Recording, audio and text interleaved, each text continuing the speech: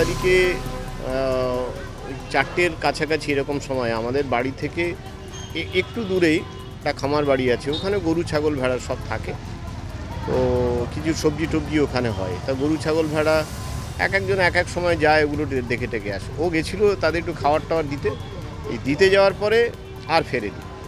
তারপরে আমরা প্রশাসনকে জানিয়েছি, নাজার থানাও খোঁজাখুঁজি করেছে প্রশাসনের পক্ষ থেকে। আর আমরা সমস্ত আমাদের দ্বীপ অঞ্চল এটা, তো এরকম ঘটনা মানে এরকম দুঃখজনক ঘটনা আমরা আমাদের জন্মাবার পর এরকম আমরা দেখছি।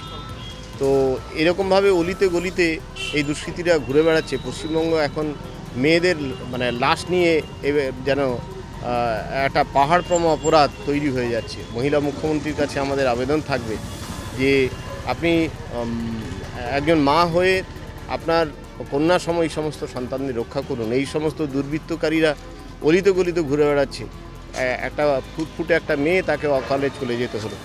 তো আমরা মনে করছি যে মেয়েটাকে ধর্ষণ করা হয়েছে, আমাদের এটা আন্দাজ, পোস্টমর্টমের পরে সেটা জানা যাবে, এবং পরিকল্পনা মাফিক তাকে খুন করা হয়েছে। আজকে যখন পেলাম, আজকের 7 তারিখ ভোরবেলা যখন ওই আমাদের খামারবাড়ি পুকুরে ভাসমান অবস্থায় পেলাম, মুখ বাঁধা, হাত বাঁধা, পা বাঁধা এবং কোমরে একটা দড়ি বেঁধে ইট দিয়ে তাকে ওখানে ডুবিয়ে দেওয়া হয়েছিল।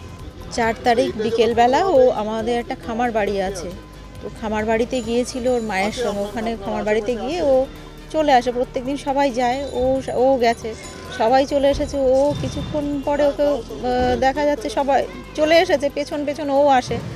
এবার সবাই ভাবছে যে ও চলে এসেছে। কিছুক্ষণ পরে দেখা গেল যখন 4:30 বেজে গেছে, তখন দেখছে যে ও বাড়ি আসছে না। বাড়ি না আসলে তখন খোঁজাখুঁজি শুরু হয়ে গেছে যে কোথায় গেল।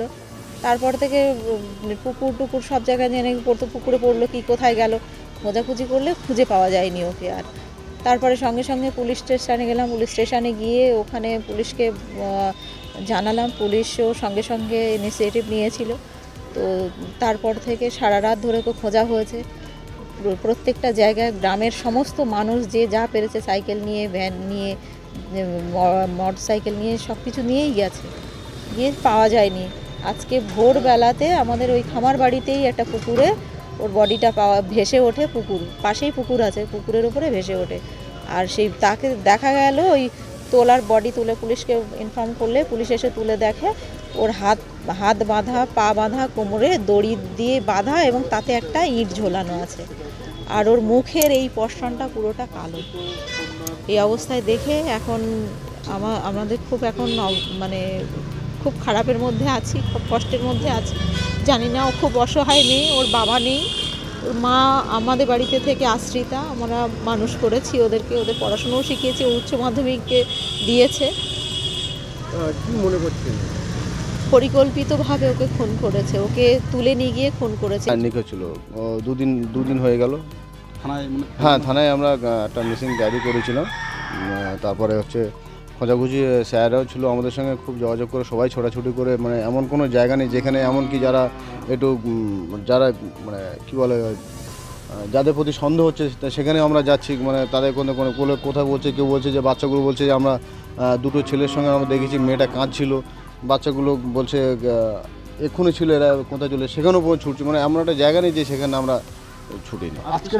আজকে সকালবেলা মর্নিং ওয়াক করার সময় কিছু বয়স্ক মানুষ, ওরা বলছে যে আমাকে ডাকলো। আমি তো আমার বাড়ি পাশেই, ওখান থেকে বেশ কিছুটা দূরে আমার বাড়ি, ঘটনাস্থল থেকে।